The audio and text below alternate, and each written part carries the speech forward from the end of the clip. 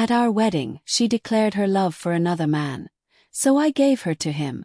They say love is patient, that it endures, forgives, and holds fast even when everything else is falling apart. I believed that for 8 years. Until the woman I was about to marry, the woman I once saved from death, reached for another man in front of everyone we knew. This is the story of how I lost everything and finally found myself. Chapter 1. The 5-minute break. The music was soft. The guests were smiling. The rings were ready. I stood there in my suit, waiting to place the symbol of forever on her hand when she suddenly whispered, "I need a 5-minute break." Judy, my fiancée, walked down the steps, tears glistening in her eyes. But they weren't for me. She walked straight to a man in the front row, Mike. She held out her ring finger. Not to me but to him. "Mike," she said, voice trembling, "you once told me you'd propose to me in front of everyone. If there's a next life, would you marry me?" Mike, calm as if he were expecting it, gently held her hand and said, "Ethan, I may not get to marry Judy in this life, but please take good care of her for me. My name is Ethan.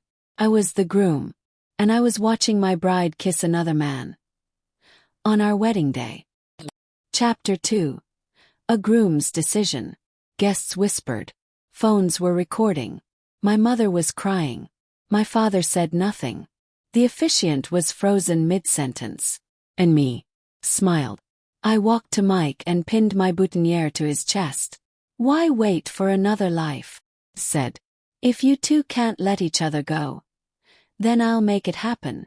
The words stunned everyone, but not as much as what came next. Mike clutched his chest and gasped. Judy shrieked.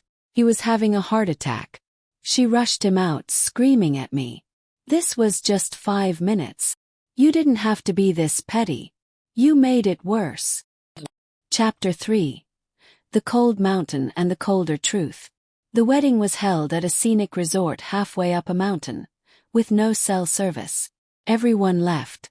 Judy, her parents, my parents, the guest.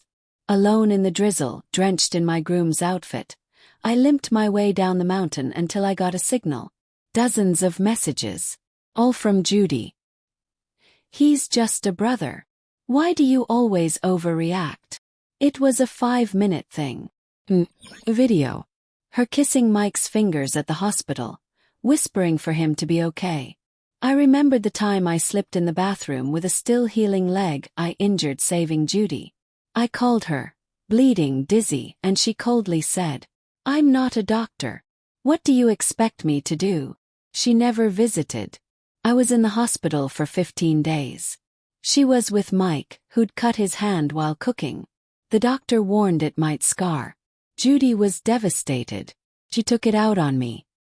Chapter 4. The Divorce. Her next call came in, full of rage. "Apologize to Mike. He's in this condition because of you." I simply said. "I'm still at the hotel." Thunder cracked. Rain poured. Suddenly she changed her tone. "Ethan, they left you there. I'll come pick you up." But Mike's voice came through the line, full of guilt. "Ethan, I should have died abroad." Judy comforted him, then turned back to me. "Ethan, seriously? You made this a big deal over nothing." And that's when I said it. "Let's get divorced." Silence. "I'm not apologizing. I did nothing wrong. You confessed. You proposed we spend our lives together. And now I'm just the guy who should be grateful. You still love him. So go be with him."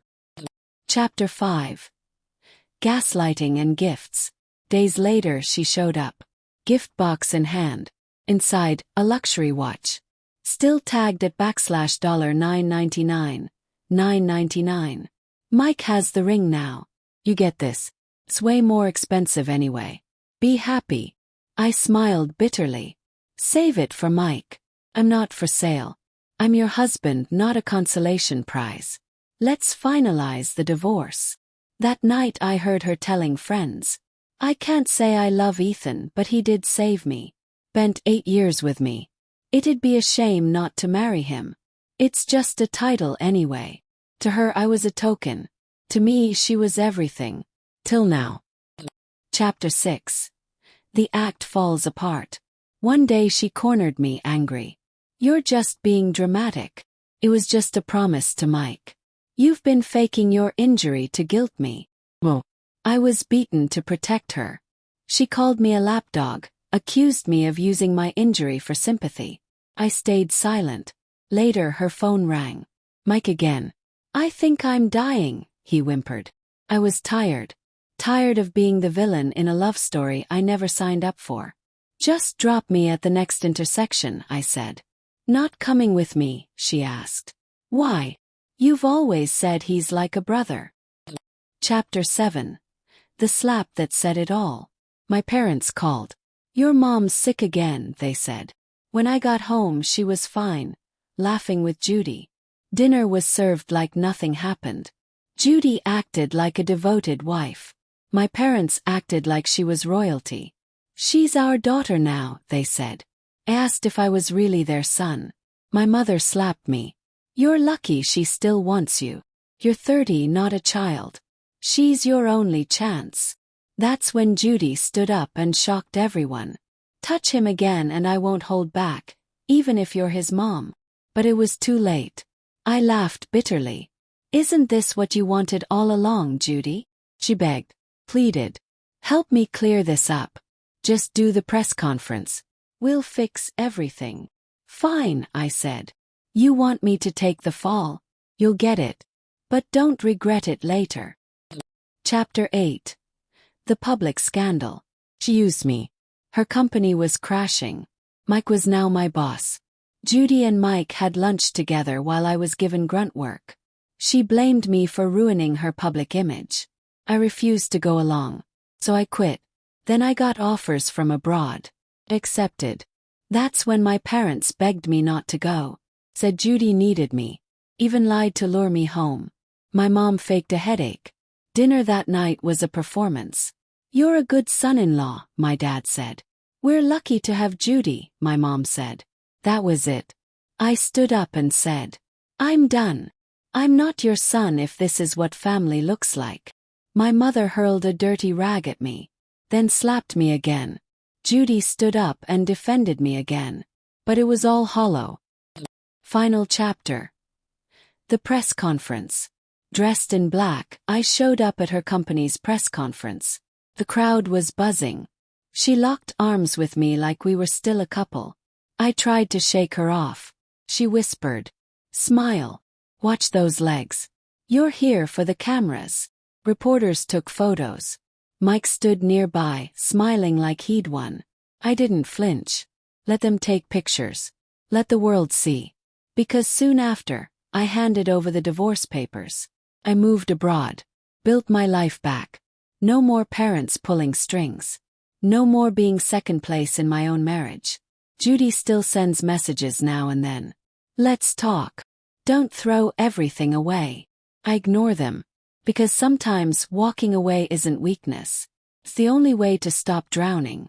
If you've ever been made to feel like a backup plan, remember this. You're not someone's second choice. You're someone's only shot if they're lucky.